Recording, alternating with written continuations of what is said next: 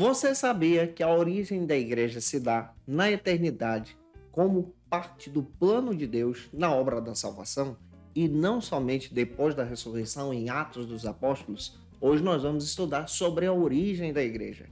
Estamos iniciando um novo trimestre, o primeiro trimestre da CPAD em 2024, na classe dos adultos. Neste trimestre nós vamos estudar sobre a lição o corpo de Cristo, a origem, natureza e vocação da igreja no mundo, um texto escrito pelo pastor José Gonçalves. Eu sou o seu amigo pastor Janderson Nascimento, estou segundo vice-presidente da Assembleia de Deus aqui em Vitória da Conquista, uma igreja pastoreada pelo pastor Davi Oliveira Boa Sorte. Aproveita, me segue aqui no YouTube para você ficar por dentro de todas as lições da Escola Bíblica Dominical e me acompanha também no Spotify, onde nós estamos disponibilizando essas lições para a sua edificação. E se você é professor da classe dos adultos e quer poupar o teu tempo para preparar as tuas aulas e, claro, organizar o teu material, eu tenho tudo isso preparado para você através do Facilita EBD, que é uma assinatura trimestral, onde você encontra os esboços das nossas lições, das aulas que eu estou sempre ministrando aqui para você. Também os slides, onde você pode utilizar esses recursos para dinamizar as tuas aulas na Escola Bíblica Dominical da sua igreja. A nossa proposta está na descrição do vídeo, em um comentário abaixo. Fica à vontade para poder analisar. Então vamos para a aula de hoje, vamos para o nosso momento da leitura bíblica e eu espero muito que o Senhor possa confirmar a palavra no seu coração e, claro, desejando que o Senhor ministre uma aula extraordinária na sua vida em nome de Jesus. Agora, na Escola Bíblica, vamos para o momento de leitura da Palavra de Deus. A paz do Senhor Jesus, querido aluno da Escola Bíblica Dominical. Estamos iniciando um novo trimestre com vocês. Estamos iniciando o primeiro trimestre da classe dos adultos aqui na nossa EBD. E é claro que neste trimestre estamos estudando sobre o tema o corpo de Cristo, a origem, natureza e vocação da igreja no mundo, um texto escrito pelo pastor José Gonçalves, que é comentarista das lições da Escola Bíblica Dominical, é mestre em teologia e pastor-presidente da Assembleia de Deus em Água Branca, no Piauí. Um grande amigo e um grande pesquisador também da linha pentecostal, homem de Deus, e eu espero que você seja edificado. É claro que na lição de hoje, lição de número 1, essa lição vai cair no dia 7 de janeiro, nós vamos estudar sobre a origem da igreja. Já disse para você que a origem da igreja não se dá somente depois da ressurreição em Atos dos Apóstolos, mas ela se dá na eternidade e hoje nós vamos entender isso. Inicie a tua aula por algumas bases bíblicas que a própria lição traz e já oferece para você. A primeira delas é o texto áureo, que se localiza então em Atos capítulo 2, versículo 38. Leia esse texto junto com os teus alunos. Leia também a verdade prática, é muito interessante você realizar a leitura da verdade prática em sala de aula. E a nossa leitura bíblica em classe de hoje se localiza então em Atos dos Apóstolos, capítulo 2, versículos 1 e 2, capítulo 2 também, versículos 37 e 38. É muito interessante realizar essa leitura junto com os teus alunos aí na EBD. Não se esquece que eu estou comentando as lições de adultos, jovens, juvenis, discipulado, adolescentes vencedores e postando esse material para vocês aqui no YouTube e no Spotify de segunda a sexta-feira às 18 horas. Toda segunda-feira é o encontro marcado dessa classe dos adultos às 18 horas, onde eu estou sempre postando as lições para a nossa edificação, onde a gente pode estar aprendendo juntos em nome do Senhor Jesus. Então, espero muito que essa palavra possa ser confirmada no teu coração, porque preparamos essa lição com muito carinho para a tua edificação. Quando estudamos sobre a origem da igreja e paramos então para entender a respeito desse aspecto, entendemos muito bem que a igreja tem uma origem, como já disse para você. A sua origem está na eternidade como parte do plano de Deus na obra da salvação. Entendendo essa questão, na aula de hoje nós vamos estudar a respeito dessa linha de pensamento a partir da leitura de diversos teóricos biblicistas e pesquisadores sobre o assunto e vou tomar aí algumas teologias sistemáticas para que você possa então compreender sobre a nossa proposta da aula de hoje. A partir da visão do Russell Champlin ele aborda a origem da igreja a partir de uma perspectiva também do próprio cristianismo histórico. E no cristianismo histórico, nós vamos entender que a igreja ela sofre diversas modificações. Em primeiro lugar, você precisa levar em consideração o seguinte: a natureza e a função da igreja, e a primeira natureza e função da igreja é uma função religiosa. Então, a igreja ela tem uma natureza e a sua função inicialmente é uma função religiosa. Quando você olha então para a igreja primitiva, você vai descobrir que na igreja primitiva a igreja ela tem sim essa função de religiosidade, essa ideia de religar o ser humano a Deus. E aqui nós vamos já entender essa perspectiva e você já pode tomar isso como nota. Em segundo lugar, você também entende de forma muito clara que a natureza e a função da igreja também tem outro aspecto. Além de ser religiosa, ela tem um aspecto de ser também uma instituição. Nesse trimestre, nós vamos estudar muito sobre a instituição. Então, a igreja ela tem uma natureza religiosa, mas também é uma instituição formada por pessoas, formada por líderes, que tem o objetivo agora, nessa perspectiva, ser fundamentada na doutrina dos apóstolos. E a doutrina dos apóstolos, como nós já compreendemos, é fundamentada na palavra de Deus. E você pode perceber isso nesse caráter ministerial, citados também em Mateus capítulo 16, versículo 18. Em terceiro lugar, você também precisa levar em consideração essa relação que a igreja tem, que é uma relação de instituição com a comunidade no geral. Então, quando você olha para a igreja, você vê aqui três aspectos analisando a sua origem, a sua fundamentação, como essa igreja se relaciona, e você vai perceber que a igreja ela tem uma função religiosa, ela tem uma função institucional e a igreja também tem uma relação comunitária. A igreja ela viva, ela precisa estar relacionada então com a comunidade.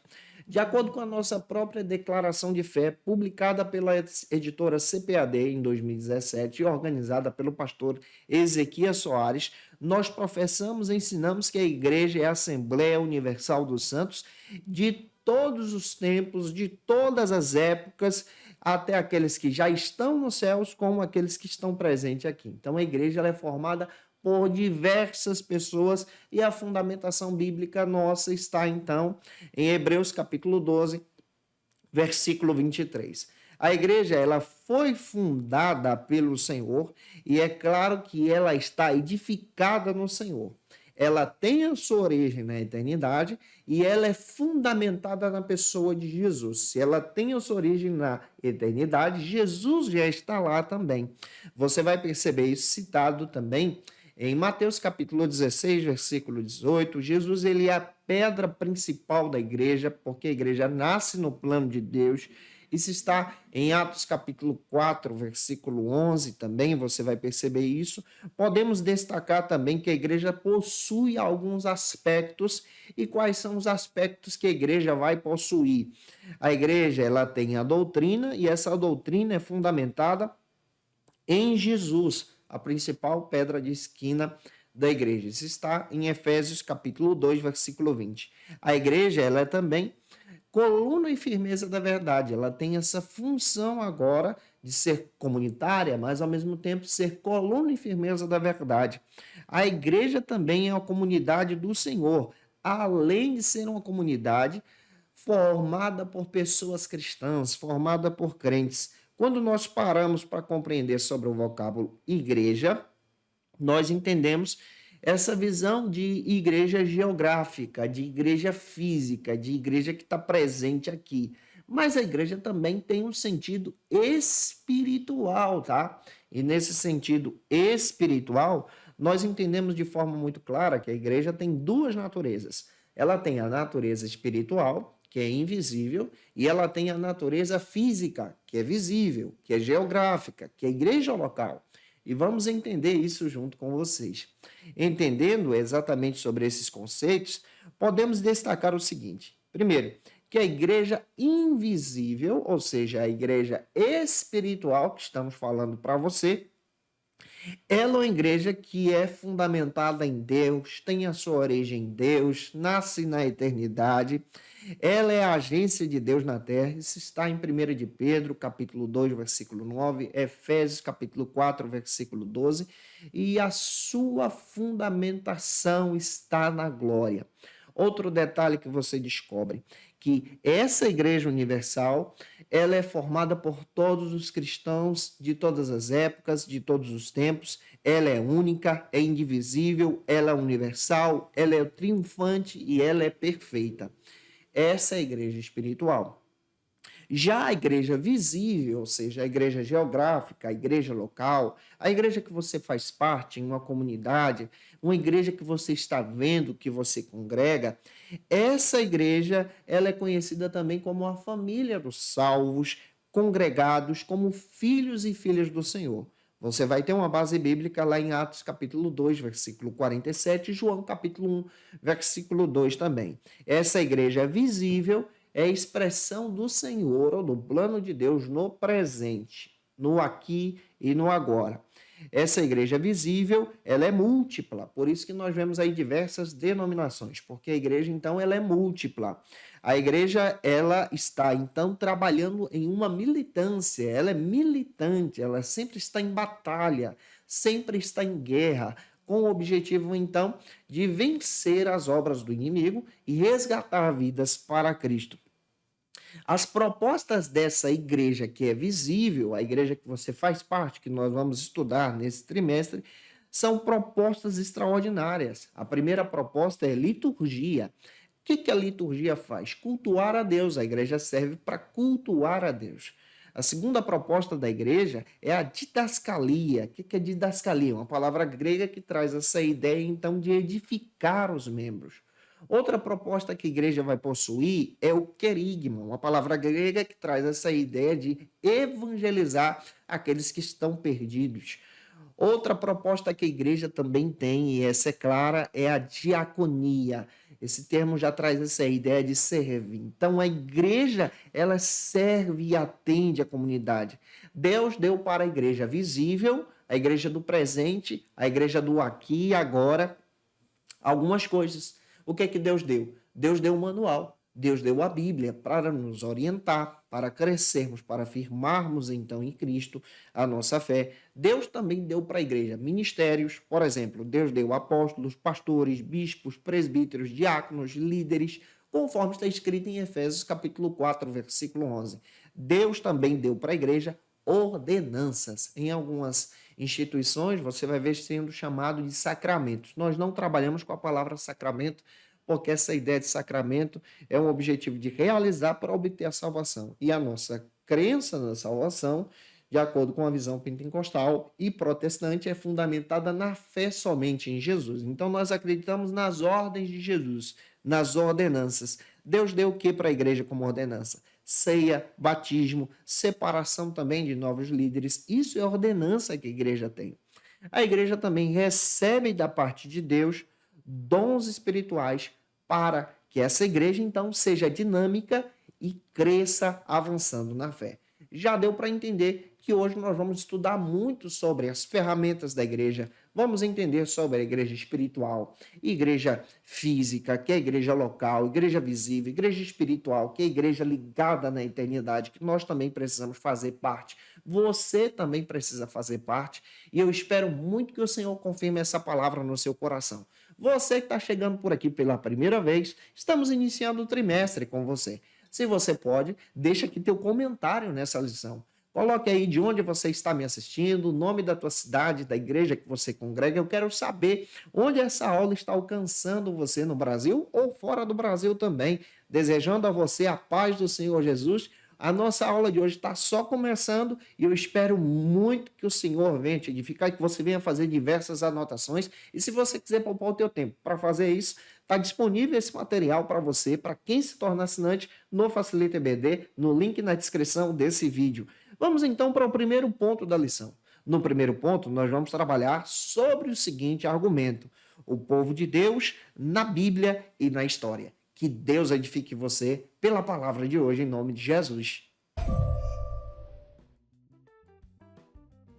Neste primeiro ponto da lição, como proposta do próprio pastor José Gonçalves, nós vamos tentar entender essa origem da igreja. Essa igreja que é invisível, é visível também, ela é militante, mas ela é triunfante, ela é única, mas ela é múltipla. E vamos olhar para isso no Antigo Testamento, no Novo Testamento, tentando compreender com você de forma muito clara sobre a origem da igreja. Para você iniciar bem, eu quero te dar uma dica. Faça a leitura de um texto bíblico que se localiza em Atos, capítulo 2, versículo 1 e 2, junto com os teus alunos, e vai então para o primeiro subtópico que trata sobre essa visão no Antigo Testamento, ou seja, vamos entender sobre essa compreensão da origem da igreja no Antigo Testamento, tentando traçar com você alguns argumentos a partir da lição e argumentos também fora da lição, para que você venha ter aí um conteúdo rico na hora da tua ministração. Conforme o pastor José Gonçalves, no Antigo Testamento nós vamos encontrar um termo hebraico que já traz essa ideia de um Israel étnico, que é o termo kahal. Traduzido, pode significar multidão.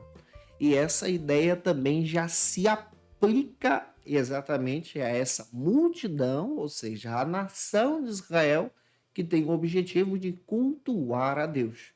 Então, uma multidão que tem o objetivo, então, de se reunir em um ato religioso, com o objetivo de cultuar a Deus, ou em algumas aplicações, não. Então, vamos entender isso.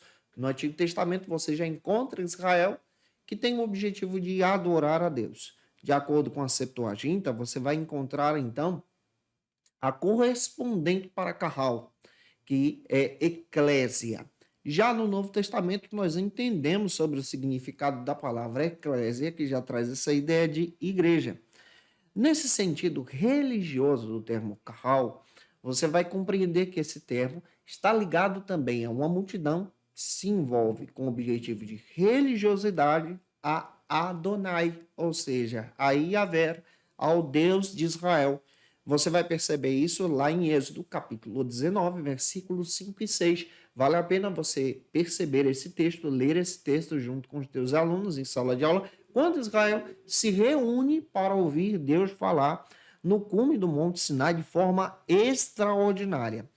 Quando você olha para essa questão, você entende então que a religiosidade, que é uma das funções que a igreja possui, como já disse para você na introdução dessa lição, você vai perceber que a religiosidade está interligada também na nação de Israel. Em Deuteronômio, você vai perceber dentro da palavra que ali o povo de Israel também recebe a lei de Deus. E a partir da lei, você vai entender nas escrituras que a lei tem o objetivo de orientar. Na lei, nós encontramos então o termo de forma muito clara, que é o Berit, a aliança. A aliança, então, tem o objetivo de ligar as pessoas a Deus. E a aliança também tem requisitos, como adorar a Deus, como cultuar a Deus, como colocar a sua religiosidade diante do Senhor. Você entende à luz das Escrituras também que no Antigo Testamento, quando o povo de Israel se reunia para adorar. E aqui nós encontramos um ato de religiosidade. Israel tem o objetivo também no Antigo Testamento de ser a morada de Deus, um povo particular de Deus, um povo que foi escolhido para cultuar a Deus. Êxodo, capítulo 19, versículos 5 e 6, confirma tudo isso que eu estou dizendo para você. Então, você percebe que Israel tem a função, então, de cultuar a Deus, uma multidão que se envolve para adorar. Essa é a função da igreja também no Novo Testamento. Então, se você olha para o Antigo Testamento, você já encontra lá atrás o povo de Israel se envolvendo na adoração. Mas, pastor, ali já é a origem da igreja? Não, já disse para você, a origem da igreja se dá na eternidade. Em Israel, você encontra já esses resquícios de autoridade religiosa na adoração, com o objetivo de cultuar a Deus. Espero estar te ajudando a entender isso. Então, vamos avançar para o nosso segundo subtópico, que agora vai trabalhar sobre essa compreensão da igreja agora, essa visão religiosa de adoração no Novo Testamento, como proposta do pastor José Gonçalves. Neste segundo subtópico, o pastor José Gonçalves, então, traz a explicação agora para o termo eclésia. Já disse para você que no Antigo Testamento já traz essa perspectiva de carral, uma multidão que se reúne com objetivo religioso ou não. Mas vamos tratar com objetivo religioso e se aplica a Israel. A partir da Septuaginta é utilizada, então, a substituição do termo carral para o termo eclésia. E a palavra eclésia, de acordo com o próprio pastor José Gonçalves, já traz essa ideia de assembleia. Assembleia daqueles que se reúnem para poder ter um ato de religiosidade. Em algumas versões você já encontra então a tradução também daqueles que foram chamados para fora. Esse é o significado mais usual que a gente utiliza para o termo eclésia, para o termo igreja. Então, você percebe que a assembleia aqui já traz essa ideia também de arauto, aquele que anuncia, aquele que está com o objetivo, então, de convocar as pessoas para uma reunião. Então, esse termo se aplica à palavra eclésia também. Também entendemos a partir do significado do termo eclésia, a partir da leitura também do Russell Champlin, ele destaca que a palavra eclésia, essa palavra grega, também pode significar apenas reunião ou ajuntamento para refletir. Isso está em Atos capítulo 19, versículo 32. Você encontra essa palavra lá também. Se refere também a uma congregação judaica, ou seja, o termo eclésia também pode ser traduzido e pode ser utilizado e aplicado a uma congregação judaica.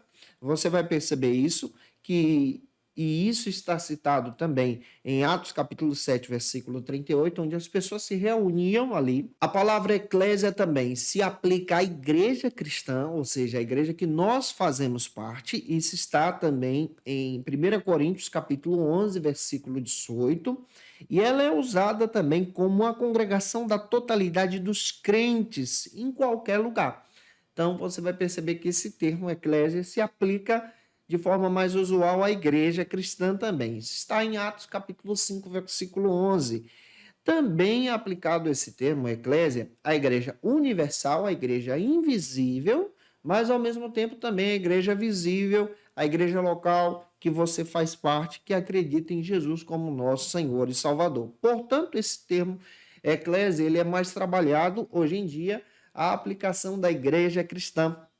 Isso está em Mateus capítulo 16, versículo 18, Atos capítulo 9, versículo 31, 1 Coríntios capítulo 6, versículo 4, Efésios capítulo 1, versículo 22, trazendo então esse foco para a igreja cristã, que também é chamada no Novo Testamento de Igreja de Deus, Igreja de Cristo, Igreja dos Santos, descrevendo então essa realidade espiritual. Então nós já entendemos a origem desse ajuntamento de pessoas que se reuniam com objetivo religioso.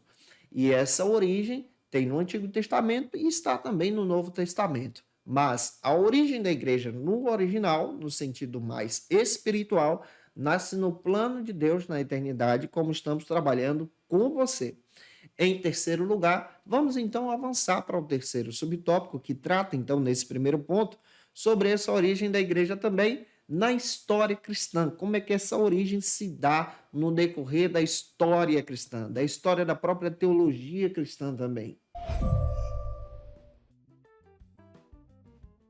De acordo com o pastor José Gonçalves, o comentarista dessa lição, nosso querido pastor destaca de forma muito clara que a origem da igreja, então, nessa perspectiva da história da teologia, ela se dá a partir nessa compreensão que nós já estamos entendendo na eternidade, mas na teologia, ou seja, na história cristã, ela vai se dar depois da ressurreição. Rejeitamos aquela compreensão de forma muito clara que a igreja se fundamenta, então, em Pedro, e o sucessor de Pedro passa então a ser o próprio líder da igreja, como propagado aí pela própria Igreja Católica. Entendemos que a igreja ela tem uma responsabilidade, e qual é a responsabilidade? A responsabilidade de cumprir a ordenança de Cristo na grande comissão, como nós já observamos a nível de introdução dessa aula de hoje.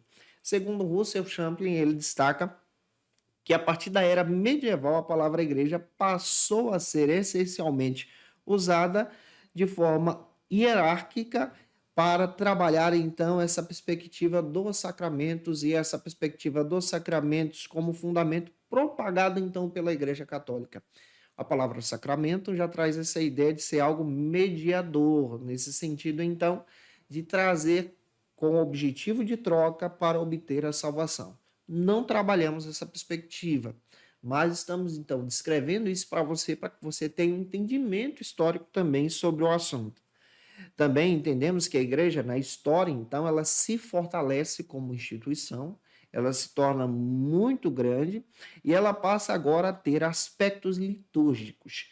E aqueles que são considerados como os descendentes do apóstolo Pedro passam, então, na história cristã, a serem os líderes da igreja, conhecidos então como os papas.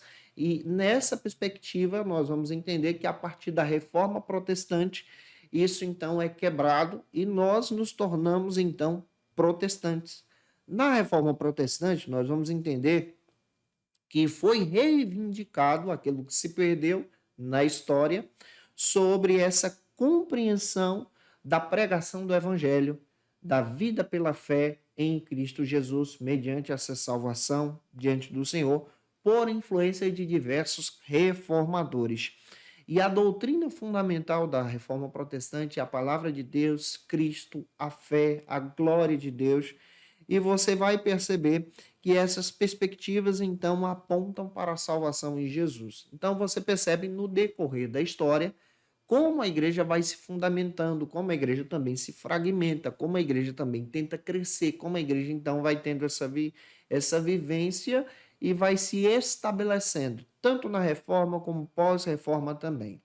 Precisamos também entender de forma muito interessante como a igreja chega ao Brasil, especialmente a igreja protestante. Nós vamos perceber que as primeiras tentativas do protestantismo no Brasil acontecem em algumas datas que vou citar para você. A primeira tentativa de protestantes entrarem no Brasil acontece em 1555, no Rio de Janeiro, e é uma tentativa realizada pelos huguenotes, mas essa tentativa foi frustrada diante do impedimento do catolicismo e rejeição aos protestantes aqui no país.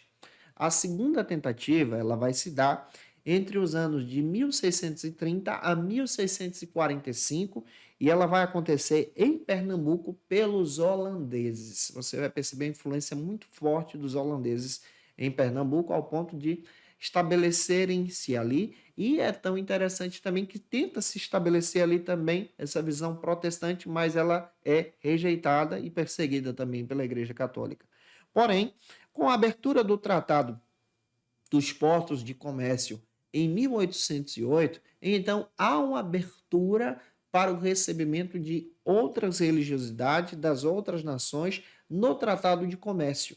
E nessa abertura, então, o Brasil passa agora a receber outras igrejas, ou seja, as igrejas protestantes, porque até o momento era dominado pela Igreja Católica e agora o protestantismo chega ao Brasil. A primeira igreja protestante a chegar no Brasil é a Igreja Anglicana, que chega em 1819. Até esse momento, ainda não tinham sido estabelecidas igrejas protestantes aqui no país. A segunda igreja é a Igreja Metodista, que chega em 1835. A terceira igreja é a Igreja Luterana, que vai chegar no Brasil em 1845, a partir dessa visão estrangeira que vem para cá, se estabelece e se estabelece também em sua religiosidade. A igreja se estabelece ali como igreja protestante. Em 1855 chega então a Igreja Congregacional ao país. Em 1859, nós vamos ter então, de forma datada para você, a chegada da igreja presbiteriana no país e ela se estabelece também no Brasil, como nós temos ela até hoje também. Em 1881, nós vamos então ter também receber no país a Igreja Batista, a primeira Igreja Batista estabelecida aqui no Brasil. Em 1890, nós vamos então receber no país a Igreja Episcopal. Observe que nós estamos traçando para você uma história da trajetória das igrejas protestantes que chegam ao Brasil. Em 1895, chega então a Igreja Adventista do Sétimo Dia. até esse período, ainda não tinham sido estabelecidas igrejas pentecostais, porque as igrejas pentecostais, que nós fazemos parte, elas surgem a partir do movimento pentecostal, e o movimento pentecostal se dá na virada do século, tá? E se inicia no século XX. Então, nós estamos trabalhando aqui igrejas que surgem no país e são igrejas históricas que trazem, então, a perspectiva de protestantismo diferente de uma compreensão católica que trabalhava aí algumas orientações que nós não defendemos. Então, nós estamos trabalhando com você essa perspectiva do crescimento da igreja, da origem da igreja, essa igreja que se estabelece também aqui no Brasil, e você pode trabalhar isso também em sala de aula. Eu espero estar contribuindo com você. Se você conhece alguém que precisa muito assistir essa aula, envie esse vídeo para ele, para ela, e compartilhe aí na tua rede social, e que Deus em Cristo possa te edificar, em nome do Senhor Jesus. Se inscreve aqui no YouTube ou no Spotify, me ajude a alcançar aí 200 mil alunos para a glória de Deus. O segundo ponto, então, vai trabalhar sobre o seguinte argumento: a igreja como criação divina. É aqui que eu vou definir para você, biblicamente falando, que a origem da igreja se dá no plano de Deus, como nós já iniciamos falando para você nessa aula de hoje, em nome de Jesus. No segundo ponto da lição, é muito interessante pararmos para pensar sobre essa origem da igreja. E essa origem da igreja se dá no plano de Deus. Há uma passagem bíblica que eu quero descrever para você que está em Mateus capítulo 16, versículo 18. Vale a pena você observar essa passagem bíblica junto com os teus alunos e já avançar para o primeiro subtópico, que vai tratar sobre a igreja como um ideal de Deus. Então você já percebe que a igreja ela nasce nesse plano extraordinário do Senhor aqui. O pastor José Gonçalves escreve que a igreja foi idealizada no coração de Deus na eternidade. Então, o próprio comentarista da lição destaca que a igreja foi idealizada no plano de Deus, no coração de Deus, como parte dessa perspectiva da salvação, na própria eternidade. Então, aqui nós já vamos entender, conforme a própria declaração de fé das Assembleias de Deus, nós entendemos que o Senhor elegeu a igreja desde a eternidade, antes da fundação do mundo, segundo a sua presciência. Está na declaração de fé, publicada em 2017 pela própria editora CPAD, e estabeleceu, através da igreja, um plano para a salvação da humanidade. Isso está em Tito, capítulo 1, versículo 2, tá? Então, pela sua vontade, Deus então originou, criou, deu origem à própria igreja. É interessante também pensar que Deus não elegeu uma nova nação, porque ele agora, a partir da promessa que fez a Abraão, estabelece agora a igreja como descendentes da fé de Abraão. E na igreja, então, Deus escolhe a sua igreja e nela ele estabelece esse povo, que é formado então por judeus e gentios, com o objetivo agora de apresentar a salvação às pessoas. Você pode ler Efésios capítulo 2, versículo 14, tá? Então, nós somos, então, fundamentados em Cristo. Algumas características que a igreja também vai possuir. Quais são as características principais que a igreja tem? Anote aí. A primeira delas, ela é a característica de ser uma comunidade dos chamados para fora, composta por todos aqueles que estão em Cristo, que morreram em Cristo, que fazem parte de Cristo e foram transformados pela imagem de Cristo. Isso está em Romanos capítulo 8, versículo 29. A igreja também tem a característica de ser aqueles que são filhos de Deus, estão assumindo a natureza de Jesus. Colossenses capítulo 2, versículo 10. É a assembleia daqueles que dão testemunho de Cristo aos perdidos, ou seja, a igreja que proclama as boas novas e edifica os novos convertidos. Isso está em Mateus capítulo 28, versículos 19 e 20. Ela é o corpo de Cristo, Efésios 1, 23. Ela também é comprada pelo sangue de Cristo, Hebreus capítulo 9, versículo 22. Ela é, de forma muito clara, o lugar do louvor a Deus e magnificação ao Senhor, Isaías 60, versículo 6. E ela também é o templo de Deus, Efésios capítulo 2, versículo 20. Então você tem diversos fundamentos para entender aqui a partir das Escrituras que a igreja nasce como parte do plano de Deus. Então, pega isso deixando Deus te usar. Em segundo lugar, como segundo subtópico, eu quero destacar para você outro argumento, que a igreja ela também é vista como a realidade completa. Então, ela é vista como realidade completa no aqui e agora também. Utilizando o texto de Gálatas capítulo 4, versículo 4, o próprio pastor José Gonçalves comenta na lição que a igreja, ela acontece como plano de Deus desde o início da eternidade.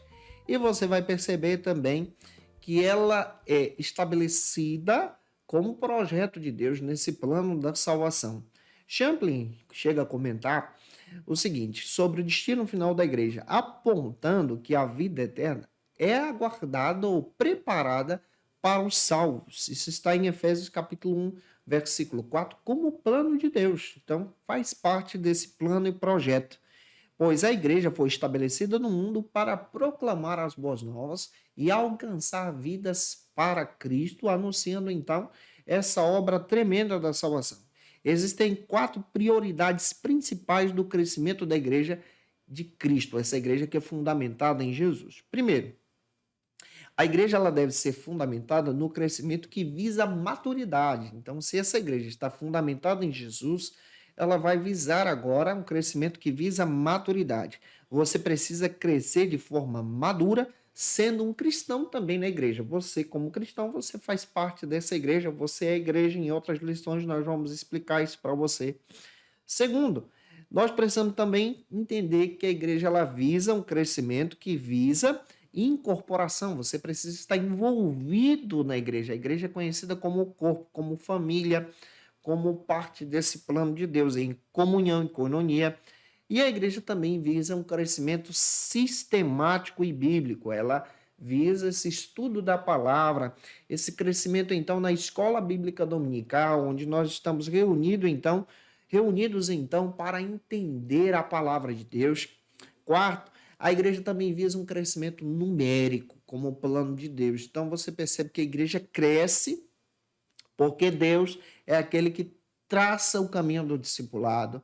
Deus é aquele que orienta a igreja, já deu essa ordenança para a igreja, para que a igreja, então, exerça isso de forma plena, madura e para que as pessoas possam alcançar a Cristo por esse ensinamento. Por isso que a gente está por aqui ministrando essa aula para você também.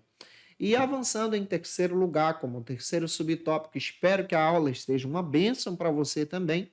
Vamos agora entender nesse subtópico sobre a igreja agora no Pentecostes, a partir dessa visão do Pentecostes. Como a igreja então recebe essa influência e como ela agora passa a se comportar depois da descida do Espírito Santo.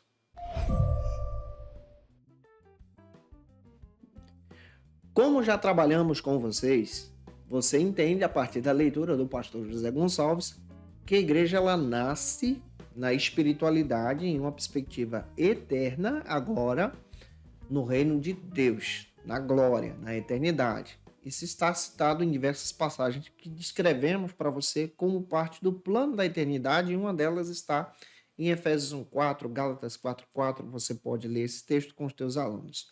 A igreja agora se torna uma realidade concreta, visível aqui, e isso se dá a partir da ressurreição de Jesus, tá? Então, pós-ressurreição, com o derramamento do Espírito Santo, a igreja agora se torna realidade concreta, a igreja visível. Então, nós temos igreja espiritual e igreja visível. Quando você observa a leitura bíblica de Joel, capítulo 2, versículo 28, já existia uma promessa do derramamento do Espírito lá no Antigo Testamento.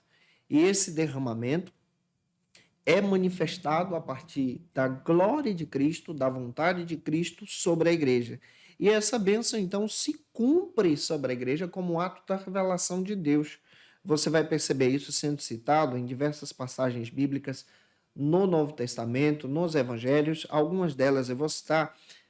Lucas capítulo 24, versículo 49, é uma promessa de Deus. Lucas 10, 20, você vai perceber que esse batismo, essa glória, é uma capacitação para a própria igreja. Atos capítulo 8, versículos 12 ao 17, Atos 9, 17, destaca então essa fundamentação do Espírito agora que se estabelece então em uma igreja que se torna uma realidade concreta, é uma promessa dada aos discípulos, é um derramamento de poder, confirmação também da vida espiritual dos próprios discípulos.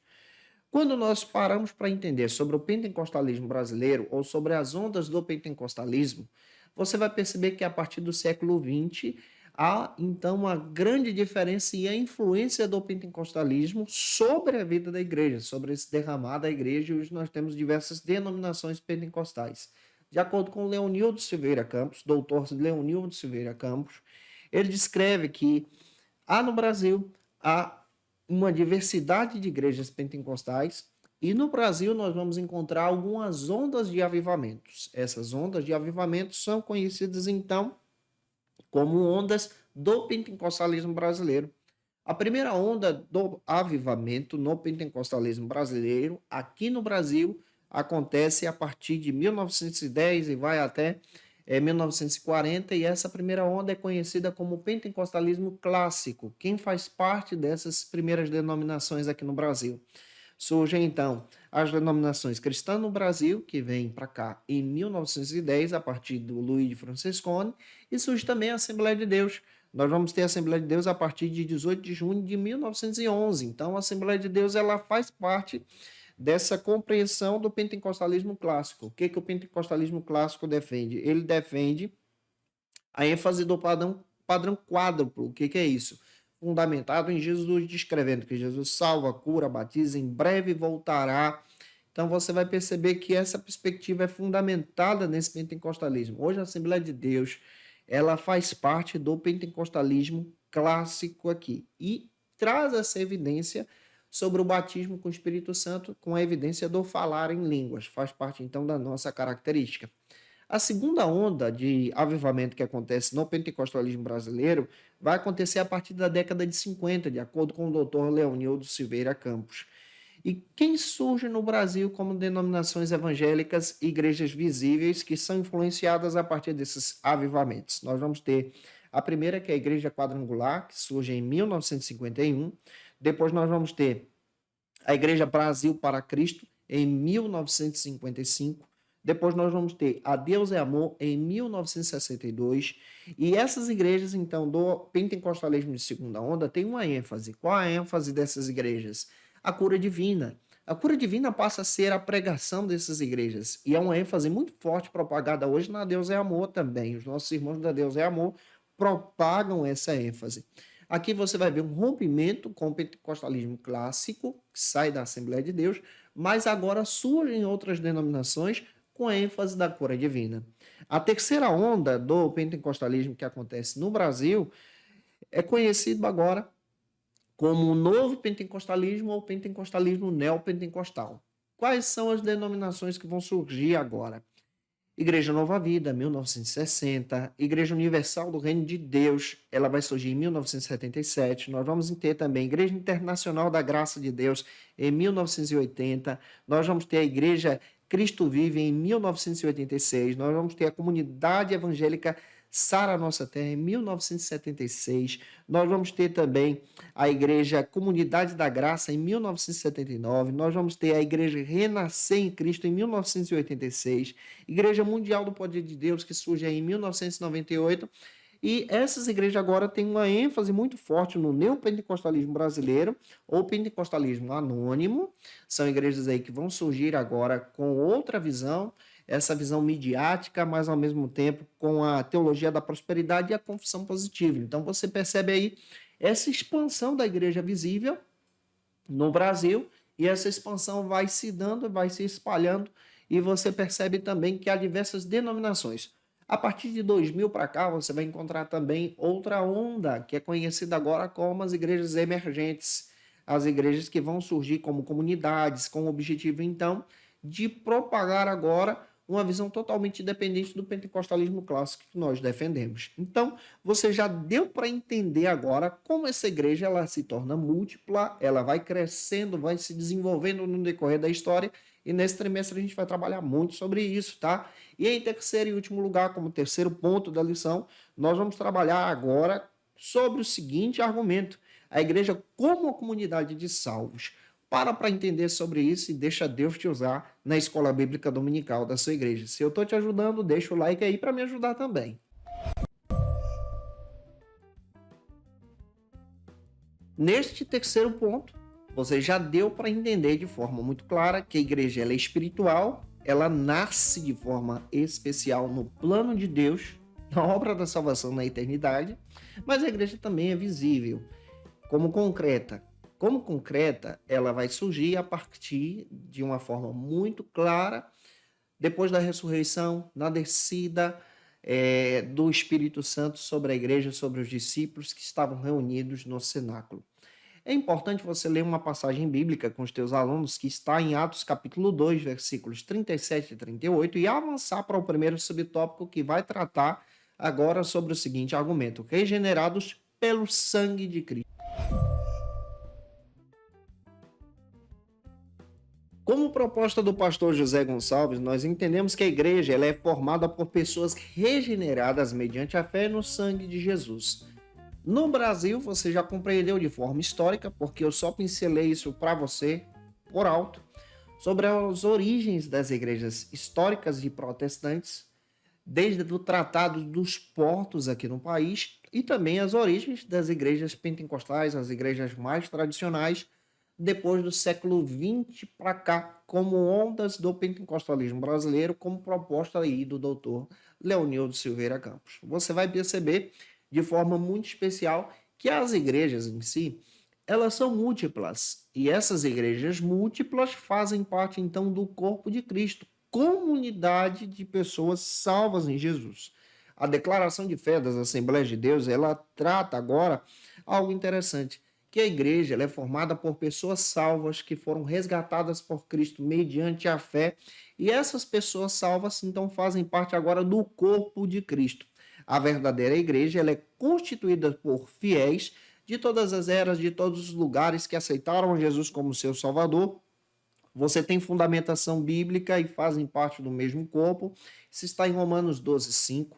E você também pode ler 1 Coríntios 12:12, e você percebe que agora que a conversão, então, leva a pessoa agora a fazer parte de uma comunidade da fé dessa, ou seja, de uma comunidade como igreja como essa, e essa igreja agora que está ligada em Cristo te liga à igreja espiritual. E aí você entende que fazer parte de uma igreja, de uma comunidade, te liga também à igreja espiritual, nessa perspectiva que estamos trabalhando aqui com você. Então, essa igreja agora tem o objetivo de propagar o evangelho, de ensinar a palavra de Deus. Em sua doutrina, tem o objetivo também de apresentar os ensinamentos de Cristo. Nós que somos pentecostais temos uma doutrina clara a partir da hermenêutica pentecostal e defendemos essa hermenêutica pentecostal. E a partir da leitura pentecostal, entendemos muito bem essa visão de obedecer a Cristo e proclamar o evangelho. Em segundo lugar, como segundo subtópico, avançando, vamos trabalhar agora no terceiro ponto sobre selados pelo Espírito Santo, ou seja, uma igreja, ela também é selada pelo Espírito Santo de Deus. O pastor José Gonçalves explica então que ser selado pelo Espírito Santo de Deus é a confirmação que, quando uma pessoa aceita Jesus como seu Salvador, ela passa a ser morada do Espírito Santo. Então ela é selada mediante a salvação pela fé em Jesus. Ela passa a ser agora uma pessoa que pertence a Cristo. Isso para a gente não é o batismo com o Espírito Santo, já destacamos isso aqui em diversas ministrações anteriores que estão disponíveis para você no canal, mas vou explicar. Para nós, o batismo com o Espírito Santo ele é uma segunda capacitação para a propagação do Evangelho e santificação do cristão. Mas entendemos que o selo do Espírito Santo está sobre aqueles e aquelas que aceitaram a Jesus como seu Salvador. Então, nós somos morada do Espírito Santo. No viés pentecostal, o batismo no Espírito Santo ou com o Espírito Santo, ele é uma segunda capacitação, tá? E essa segunda capacitação é uma edificação espiritual que leva agora o cristão a propagar o evangelho e também a promessa de Deus. Lucas 24:49 confirma isso. Você vai perceber em Atos capítulo 9, versículo 17, que quando Paulo, ele recebe essa bênção de Deus, ele recebe essa bênção espiritual, tanto da salvação, mas depois ele recebe o batismo com o Espírito Santo por imposição de mãos. Então nós cremos que essa experiência também é disponibilizada para todos os crentes de todas as épocas e de todos os momentos. Então, a capacitação do Espírito é diferente do selo. O selo é a confirmação da nossa salvação com Jesus, que nos liga agora a ser igreja de Cristo. Para fechar a aula e finalizar especialmente a aula de hoje, vamos trabalhar então no terceiro subtópico sobre o batismo de Cristo e o batismo do Espírito Santo. O próprio pastor José Gonçalves deixa claro que o batismo de Cristo é especialmente esse batismo que acabei de explicar para você, que recebemos na conversão, a habitação de Cristo, do Espírito Santo no nosso coração. E o batismo com o Espírito Santo é uma capacitação para a missão. Então a própria declaração de fé traz essa perspectiva em nosso coração. A palavra batismo vem desse termo baptismo, que traz essa ideia de imersão. E o batismo é uma capacitação, uma imersão no poder de Deus, no ministério de Deus, para testemunhar. Observe, Efésios capítulo 3, versículo 5, Atos capítulo 1, versículo 8, Atos 11, 28, Romanos 15, 19. Então faz parte então de uma capacitação muito maior. Eu descrevi para você a compreensão da formação histórica da igreja no Brasil. Então nós temos as igrejas históricas e temos também as igrejas pentecostais, até aquelas que nós conseguimos traçar aí uma linha de tempo para você. E você vai perceber que existem denominações que entendem que o batismo e o batismo de Cristo é uma coisa só, o batismo do Espírito e o batismo de Cristo é uma coisa só. Só que nós que somos pentecostais entendemos o batismo com o Espírito Santo como outra capacitação. Nesse sentido, na nossa doutrina, o batismo é para aquele que professa a fé, aquele que busca Cristo, aquele que está se santificando como igreja de Deus e procura viver isso para a glória do Senhor. Concluindo a aula, o pastor José Gonçalves conclui a lição destacando que a igreja foi idealizada por Deus, não por homem, para cumprir a obra de Cristo. Então você foi chamado para ser a igreja e eu espero muito que essa aula possa te ajudar e que você ministre uma aula de excelência na Escola Bíblica Dominical da sua igreja, em nome de Jesus. E se eu ajudei você, se essa aula foi edificante para a tua vida já no início desse trimestre, por gentileza, deixa teu comentário aqui nesse vídeo, tanto no YouTube ou no Spotify, me acompanhe. Se você desejar o nosso material, tá na descrição desse vídeo, é só você ser um dos nossos assinantes no Facilita EBD. A nossa assinatura é trimestral. Me acompanhe nas nossas redes sociais, estão aqui os nossos endereços, fica à vontade, me acompanhe pelo YouTube ou Spotify, Pastor Janderson Nascimento, ou no Instagram, @FacilitaEBD ou @Janderson Nascimento. Vou ter o prazer em te receber por lá também. E é claro que toda segunda-feira eu estou por aqui ministrando aula para você sempre às 18 horas na classe dos adultos. Então toda segunda eu te aguardo por aqui para a glória de Deus. Agora eu quero orar por você, você que vai ministrar essa aula, pedindo que o Senhor te dê sabedoria na palavra na hora dessa ministração. Vamos orar juntos em nome de Jesus. Agora na Escola Bíblica, momento especial de oração.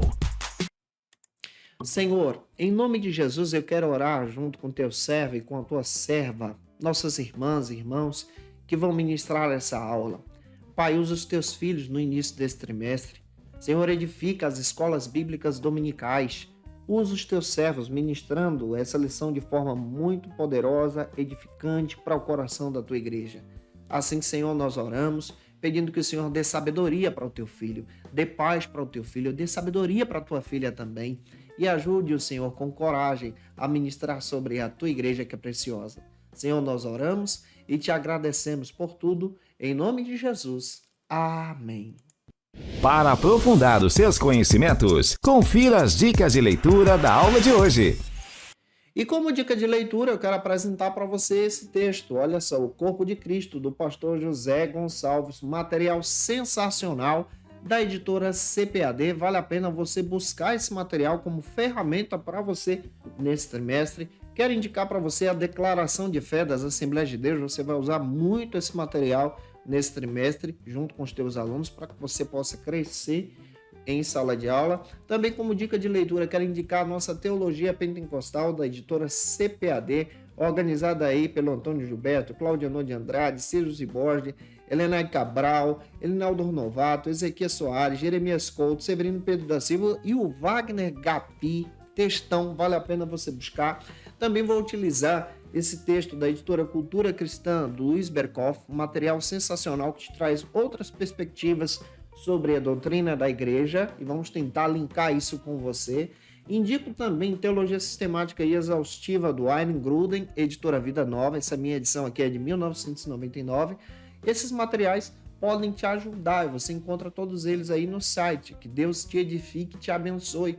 Eu te aguardo por aqui na próxima lição, próxima segunda-feira, gente boa, às 8 horas aqui no canal ou no Spotify, onde nós vamos estudar a lição 2. E na lição 2 nós vamos compreender sobre as imagens bíblicas da igreja.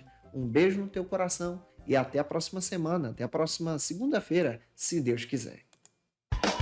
E você que é professor ou aluno da Escola Bíblica Dominical, quer se preparar para ministrar uma aula de excelência na EBD da sua igreja? Inscreva-se no canal do YouTube do pastor Janderson Nascimento, onde você vai encontrar aulas, subsídios e recursos das lições bíblicas da Escola Dominical. Acesse já as plataformas digitais para ampliar os teus conhecimentos sobre a Palavra de Deus. YouTube, Janderson Nascimento. Instagram, @Janderson Nascimento. @FacilitaEBD.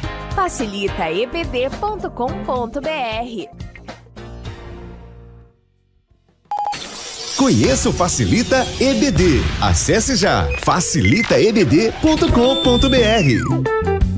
Uma plataforma exclusiva para você que deseja aprimorar e dinamizar as suas aulas da Escola Dominical. No Facilita EBD você encontra subsídios bíblicos e teológicos para dinamizar as suas ministrações na Escola Dominical, cursos bíblicos para aprimorar e te ajudar na sua leitura completa da Bíblia, treinamento dinâmico para professores e líderes da Escola Dominical. Tá esperando o quê para ser um dos nossos alunos? Vem pro Facilita EBD e torne-se um dos nossos assinantes. Acesse já facilitaebd.com.br.